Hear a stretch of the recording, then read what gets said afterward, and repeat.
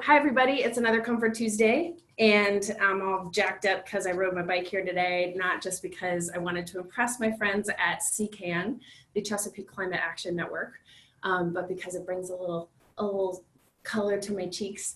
And joining me today is going to be Kirsten, who's the Deputy Director here at CCAN. And I don't know if you can see our cool organizing posters behind me. But she is going to talk about how they, here in a very small office dealing with very stressful issues with a small team, incorporate some of these stress management strategies. So thanks for logging on, and thanks for chatting in the chat box. What's one thing you love about your team at work? So far, we've got that we adapt quickly to change, lots of creativity. They're all great ladies and work together to figure out solutions, situations for the best of the patients. That's great, sounds like a healthcare person. A lot of the work that we do is featured for nonprofit workers. That includes healthcare workers, that includes educators and teachers, folks who have stressful, world-changing jobs. So what I'm going to do now is share my screen and also have you all hopefully see me in the window. Maybe not. Sharing my screen. No. Whoops. Oh well. It doesn't matter if you see me, we'll turn on my video later, but I thought we'd start with a little video about burnout.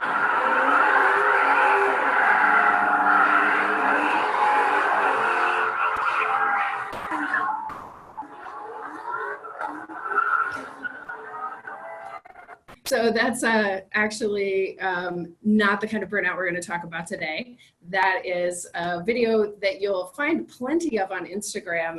If you want to find this kind of burnout video, there are literally millions of them on Instagram. But the kind of burnout we're going to talk about today is about our brains. I'm sorry, I'm messing up with these shared screens today. It's because I didn't plug in my clicker and I have to depend on the actual Google screens. Okay, so really quick, burnout is an occupational thing, and the ICD, which is the International Classification of Diseases, recognized it in the latest version, the 11th version, as an occupational phenomenon. So basically, it's a work problem.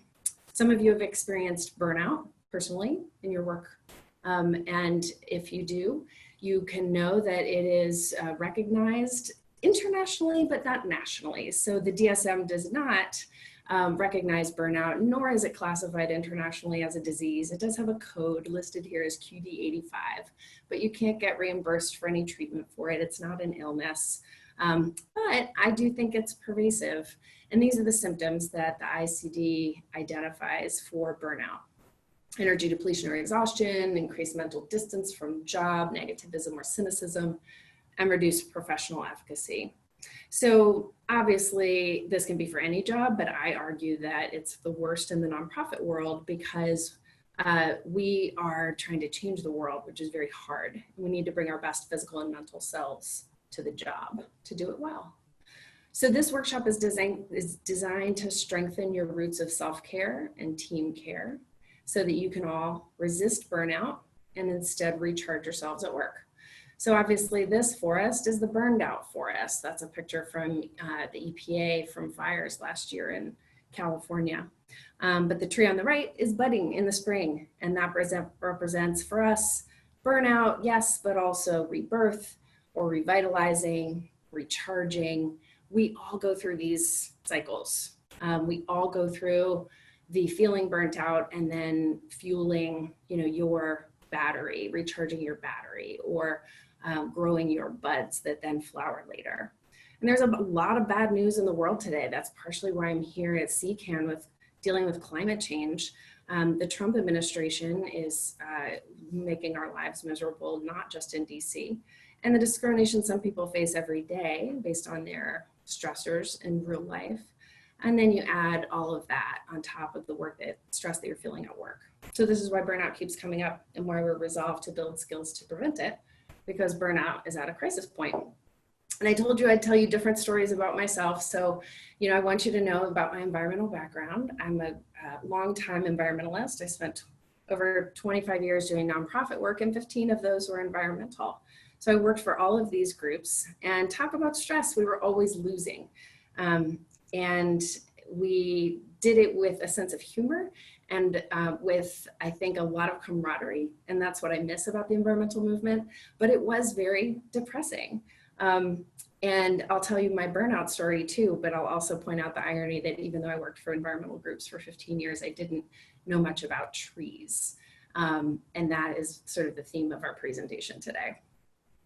So my burnout story is when I worked for 7 years at the Environmental Working Group, which is a fantastic organization that I encourage you all to check out at ewg.org. They did a lot of work on fracking, and turns out I have a wonderful town in my life in Pennsylvania, and I knew too well how fracking could contaminate the well water that we depended on there, and the lake that my daughter used to play at and that I've swum at every summer of my life. And every time I thought about fracking in this beautiful place in Pennsylvania that I enjoyed, that I knew would be destroyed, I cried.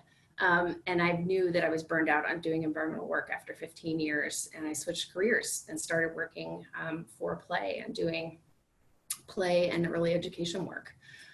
So I literally couldn't do the work that I had been trained to do that I loved because of my burnout. So then I learned some more about trees. You know, I had kids, I read them The Giving Tree. Does anybody else like cry all of the time when they read The Giving Tree? I learned about Shinrin-yoku, which is the Japanese term for forest bathing.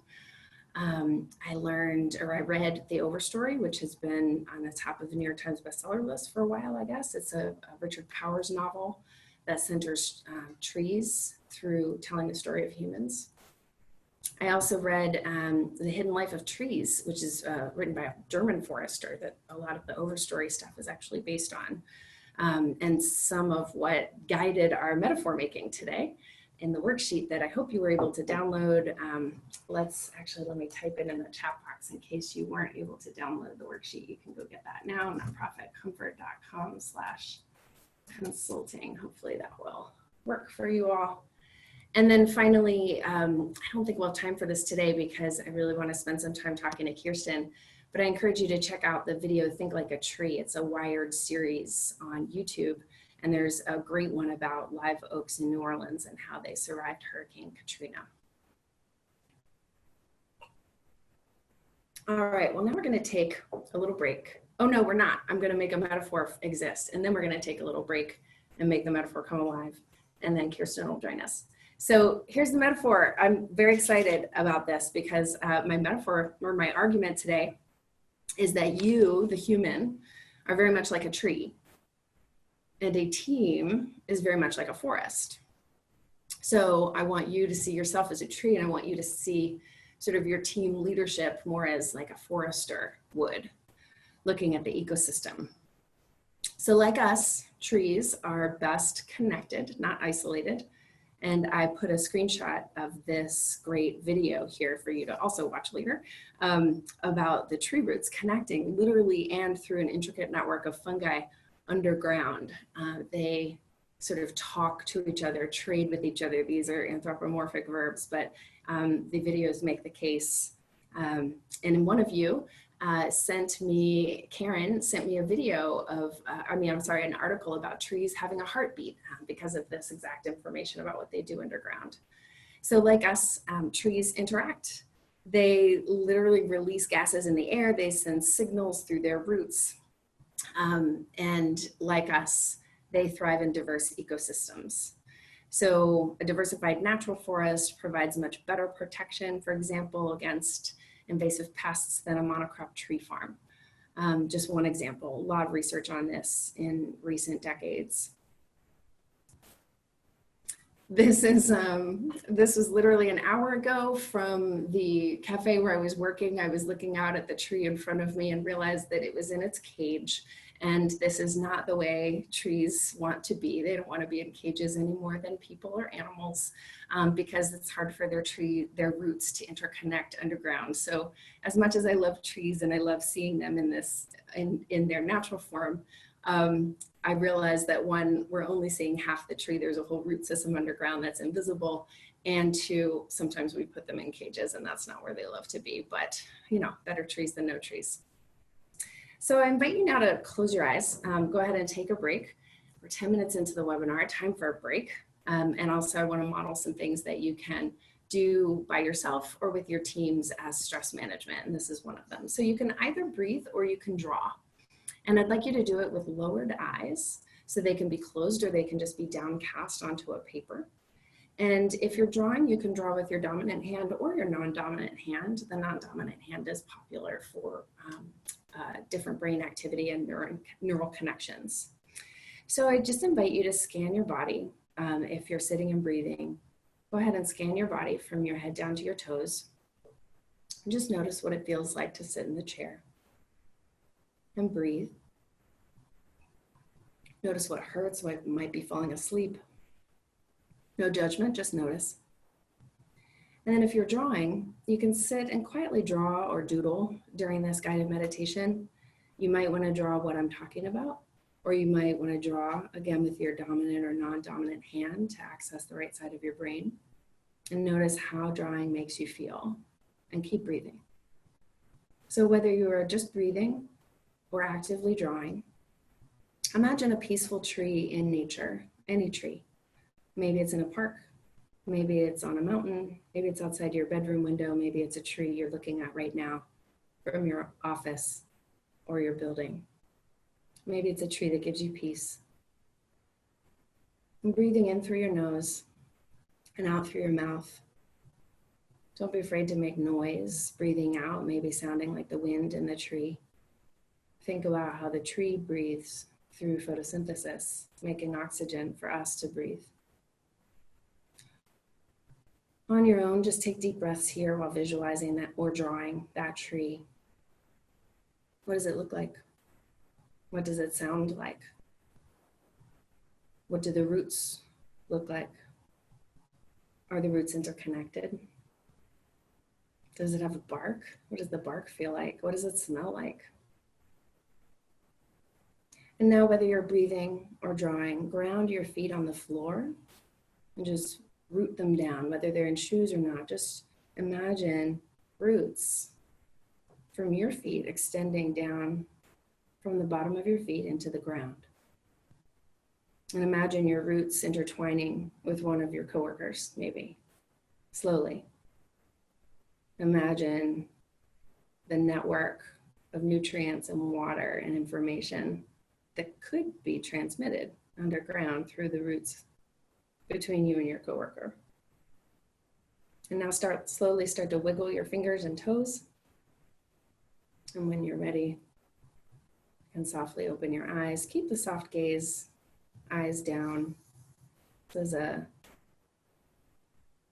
relaxing and calming mode of the nervous system, just breathing and keeping a soft gaze. And notice how you feel. Notice how you feel now. And now, and now, and now. That's mindfulness, just now. And there are no wrong answers. It's just noticing mindful pauses in your day to reset your brain. That was a few minutes of our break. And because I care so much about breaks, I want you to check out Taisha's and my webinar on breaks. It's on 5-minute room breaks. It's up on YouTube. And now we're going to welcome Kirsten. Come on over with your squeaky or non-squeaky chair.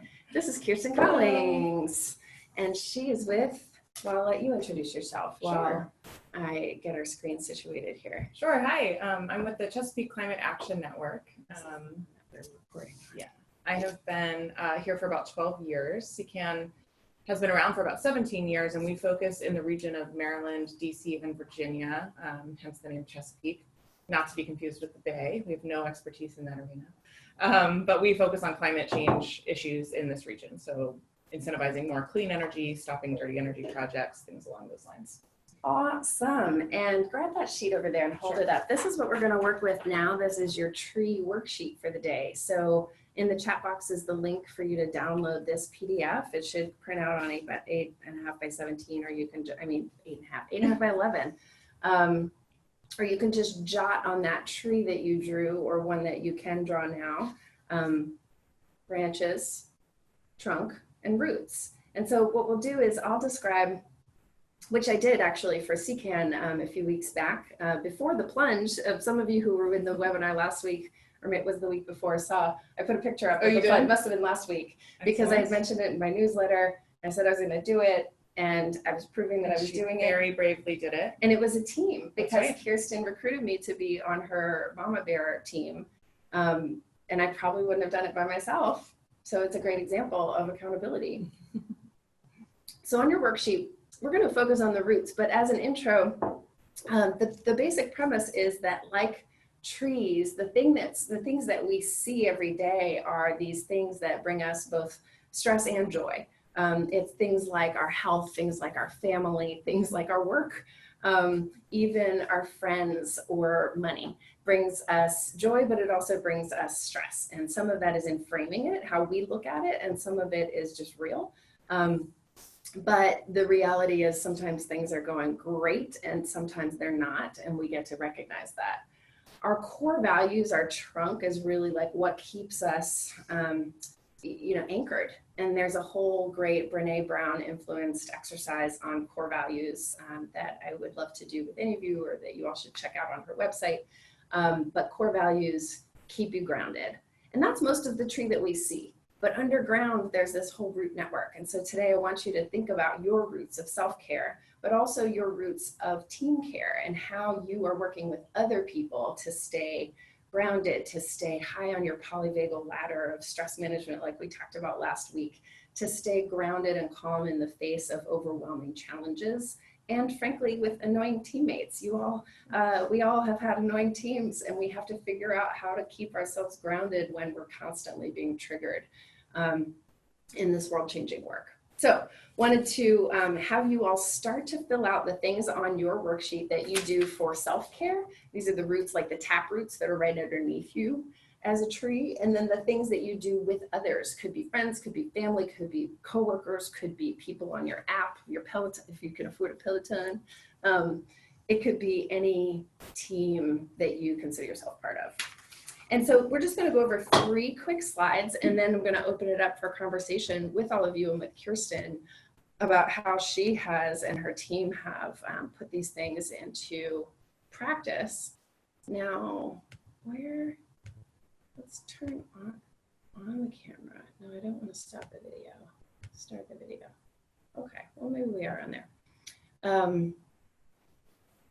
So present. There we go. You've got your tree worksheet. You're filling out your roots of self-care and the team aspects that you do with other people. Now remember, sometimes these things are super positive, and sometimes they're free. Sometimes they cost money. Sometimes they seem really positive at the time, but then you're hungover the next day. Sometimes they seem positive, but it's not a friend, it's a frenemy. There are lots of ways that you can frame these stress relief practices, but these are some of the strategies that people use to either increase their dosage or decrease their dosage in some cases to manage their stress. And you probably do a number of these things, but you probably could do some of them more, or incorporate something new into your routine. And so that's why we keep going back to this list, because it's going to be different in different seasons. It's going to be different with different people or work strains that you're facing. And then we'll talk about, let's see, 2 of these briefly, because let's see, Kirsten, just to put you on the spot, like, sure, for you personally, what are your burnout strategies or prevention strategies? Honestly. Yeah, I've had to work at that. I have 2 kids, 5 and 2, and there's not a lot of time, to focus on myself. So a number of my friends and I are in that same space, and so we've started kind of family dinners every other Thursday, and we get together and we just embrace the chaos and cook for each other, so that you have one night off of having responsibility if it's not your night, and that's been really great for our friend circle to connect, despite having very time-intensive children in our lives. I love it. It's friends, it's food, nutrition, because you got kids, so you're probably like trying to get some sort of healthy food in them. Or It's pizza.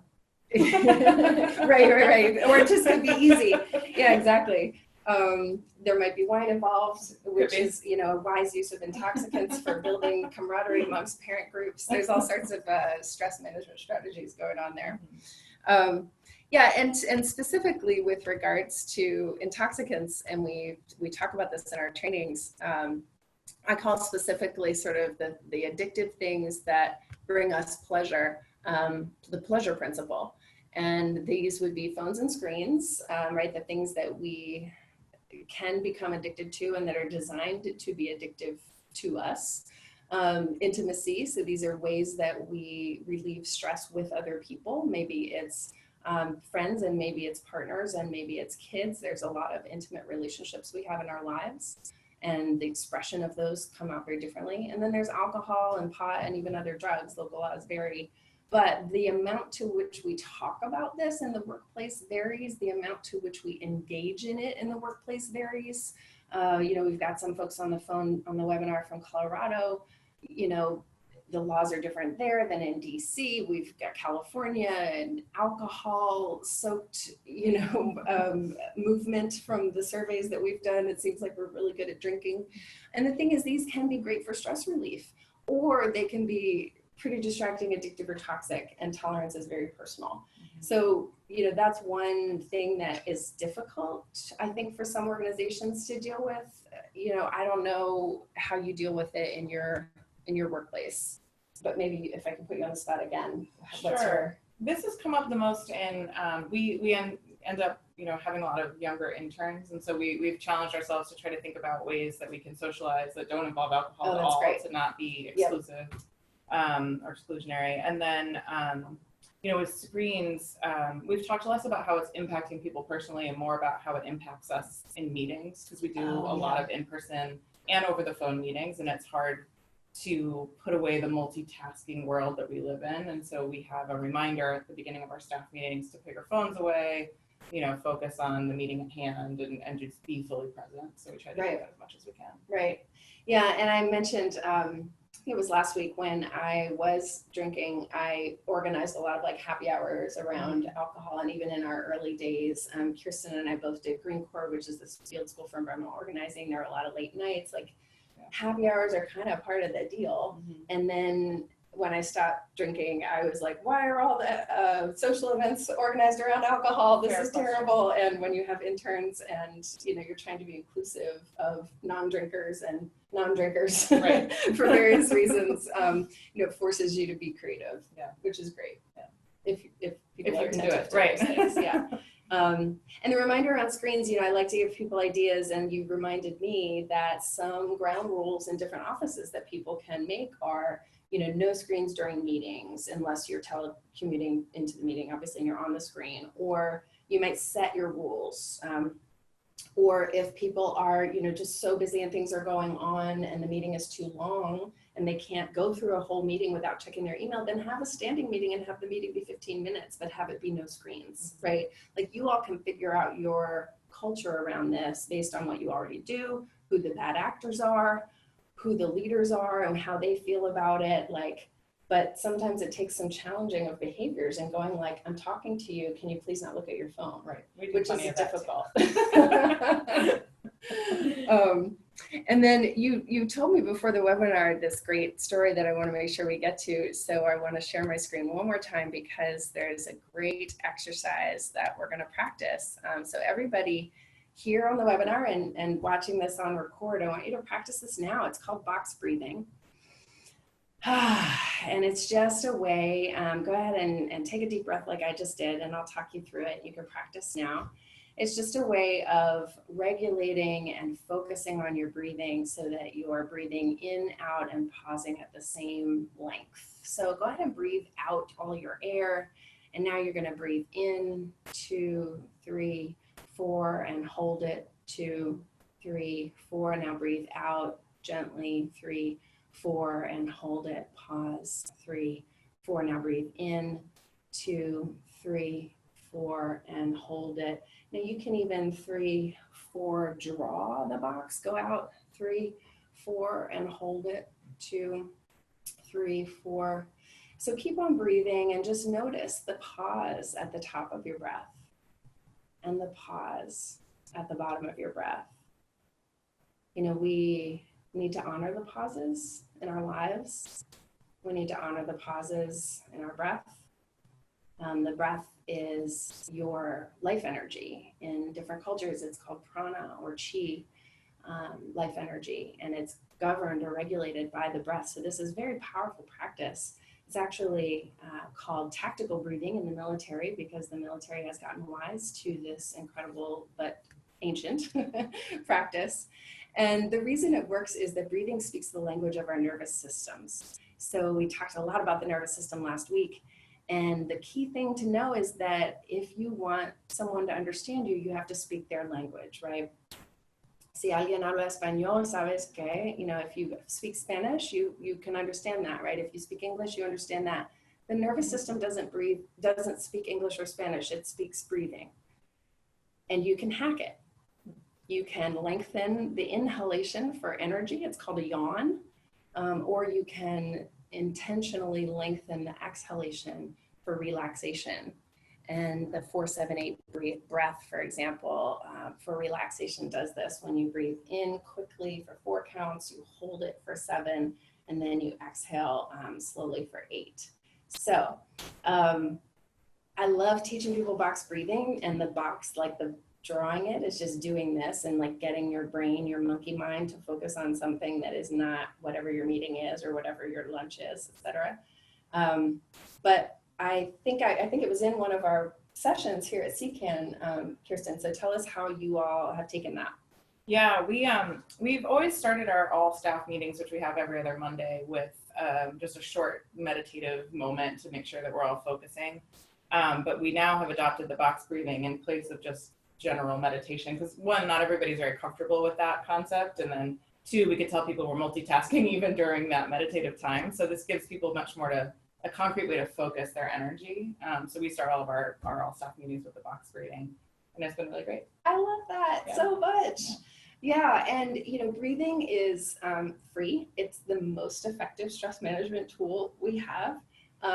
It's something that we do pretty unconsciously, like literally unconsciously, through most of the hours of our day. And so, and believe me, I'm trying not to judge myself, but like I'm not great at mindfulness. It is a practice and a struggle for me. 20 years into practicing it, it is still a struggle. But I have gotten better with practice, and it really does mean like figuring out what structures you're going to put in place, like at the beginning of a staff meeting, at the beginning of a drive, at the beginning of a phone call, whatever it is that you're going to remember to breathe. So what are some of the other things that you do to remember to breathe? To remember to breathe. And chat them into the chat box too. Like people say, like when I'm at a red light, you know, or what, like, are there other times? Well, as a parent, I do this all the time. Oh, good. Yeah, tell us about that. There's a lot of parents. Yeah, as a parent, before I react to whatever illogical meltdown is happening, I take a moment and, you know, close my eyes and do some breathing. That's when the kids know that they need to settle down. But yeah, it stops me from yelling. My son tells me to take a breath now. He's 17, and he is, he thinks that the fact that I teach stress management is super ironic. And he tells me to take a breath, which is really effective. Whenever he does, and I'm obviously stressed, and he says, Mom, take a breath, I say, that's the most effective thing you can do. I teach this all the time, etc. Yeah. But that is, you can't tell someone calm down. No. If we could, then my 2-year-old would be a different person. Yeah. Have you tried to teach your kids? I have. Yeah, it hasn't caught on. Hasn't clicked yet. Still holding out hope for that. Right. Well, my daughter's 14, and we do the 4-7-8 breathing at night for relaxation. So there's hope. That's a good idea. I'm gonna write that down. Nighttime routine. Yes, 4-7-8. It's great because you can also. I used to appeal to her sort of self, like any kid's competitive side, and instead of just 8. I would see how long she could extend the out breath, and I would count. I would put my hand in front of her mouth so that it could be a very light breath, but she would be blowing it out through the mouth, which is very calming to the nervous system. And she would be, I would count, and so she would want to get past 8, and then get past 10, and then past 12. And the more she's breathing out longer, the more her system is like calming down. And yet it's sort of engaging, like she thinks she's being competitive, Right. but it's really like calming her body down. Oh, so totally that worked better when she was 10 than now. Yeah. But anyway, Yeah. so yeah, perfect. Oh, and I forgot to mention why I have the parachute in the middle of the box breathing. Do you remember this? Did I mention it when I did the session? I'm not sure. Do you have any guesses? The parachute in the middle. To visualize. Yes. Blowing it up. That, yes. And because I was taught that the parasympathetic nervous system is the one that calms you down, and the sympathetic nervous system is fight or flight. So again, we talked about this on last week's webinar, which is also now up on YouTube, and that is that the ventral vagal system is our parasympathetic nervous system that is bringing us to this safe and social, calm, rest and digest place. And the parachute helps you remember parasympathetic. Okay.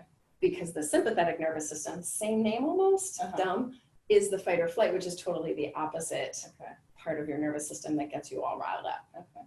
But the parachute can save your life, and these practices can save your life, and it's great to remember breathing full of air, just like a parachute. Parachutes are fun. We need more joy in our life. There's a lot of reasons that the parachute is there. Also, the military does it, tactical breathing. So,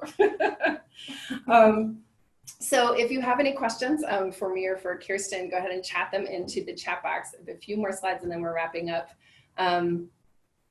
Oh yeah, you'll love this. Because I don't think I went over this with your group, Kirsten, but VUCA if anyone out there has heard of the expression or the term, this is just a reminder for you to fill out your self-care and team care worksheet. And like we did last week with the personal stress prescription, put a star by the things that you want to do soon, like today or by this week, because those are the things that you need to, quickly invest in some habit change. If you want some more tips on habit change, Gabby and I have a webinar on that.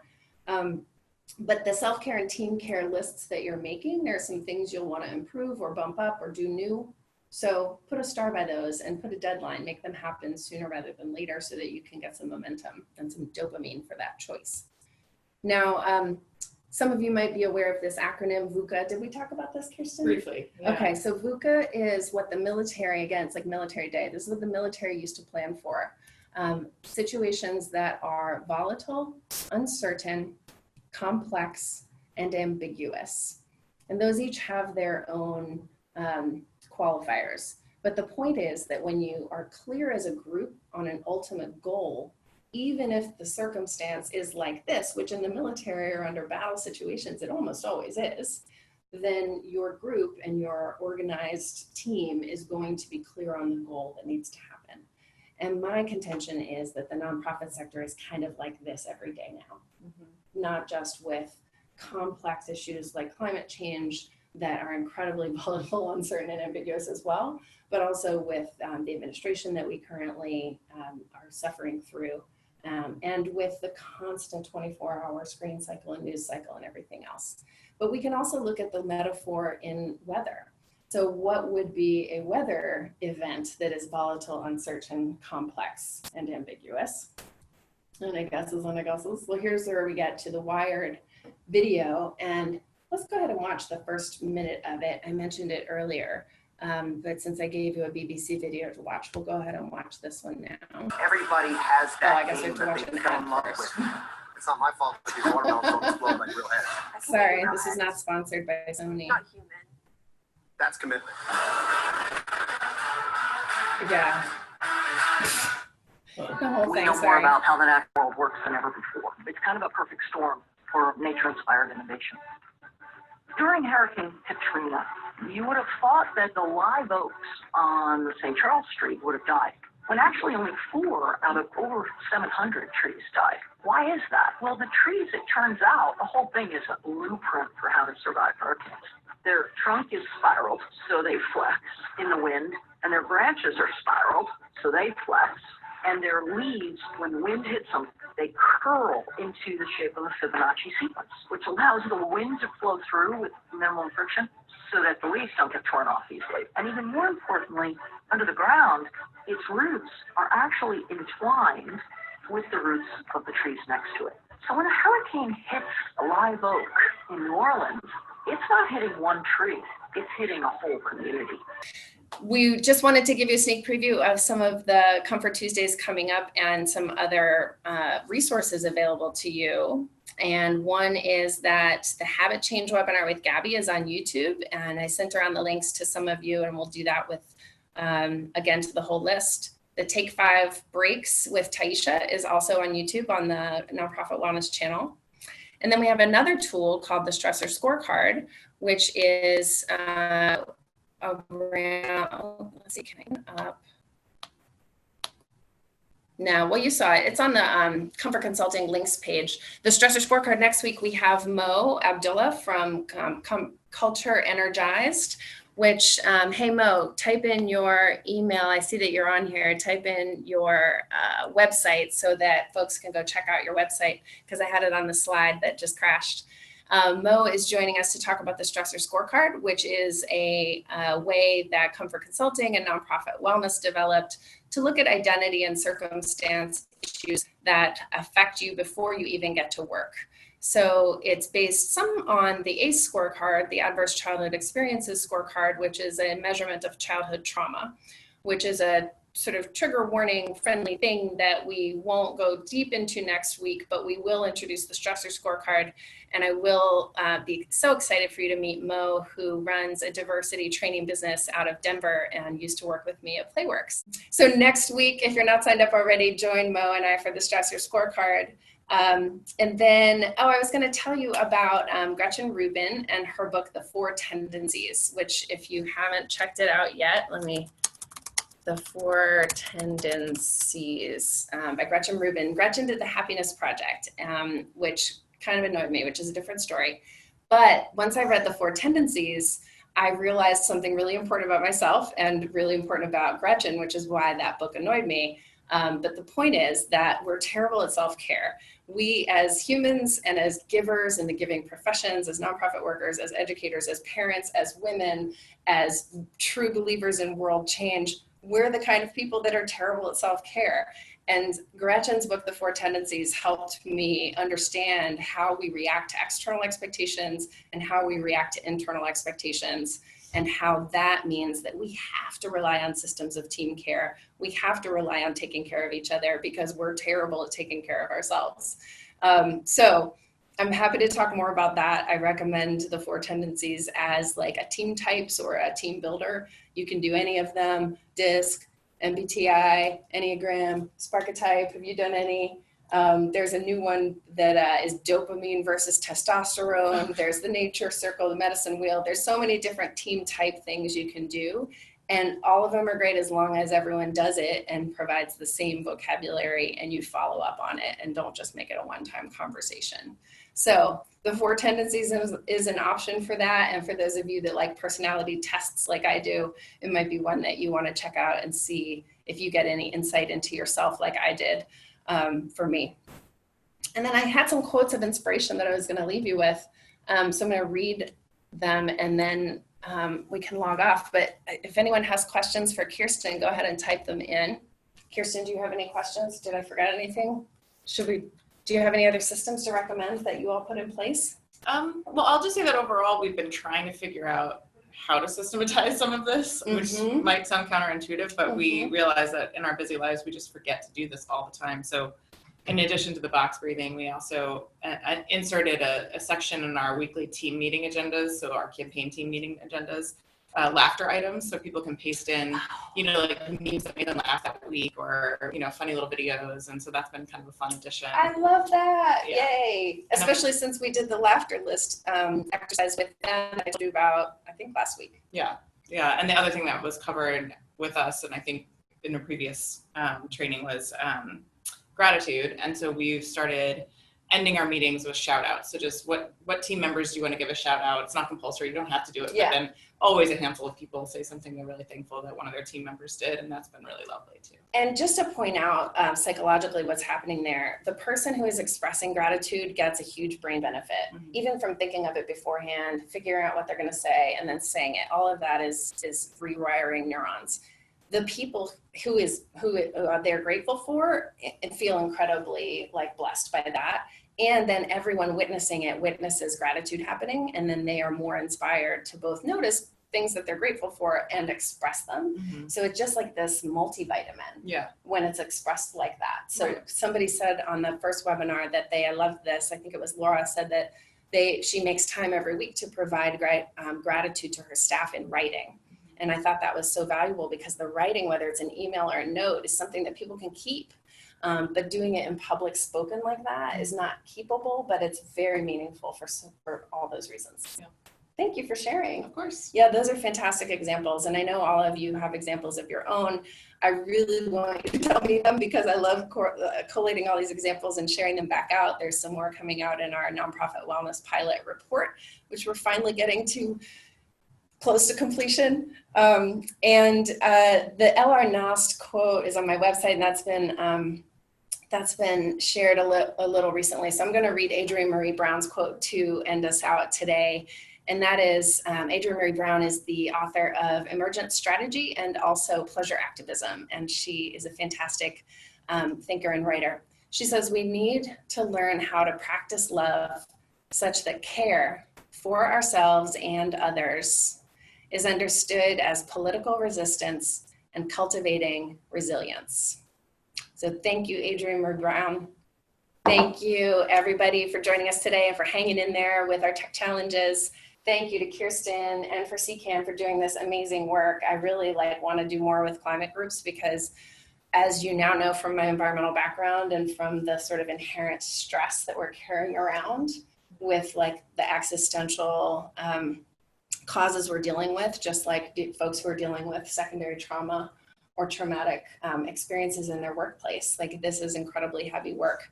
So we need to bring our full selves to work and support our teammates so that we can be the best teams we can be.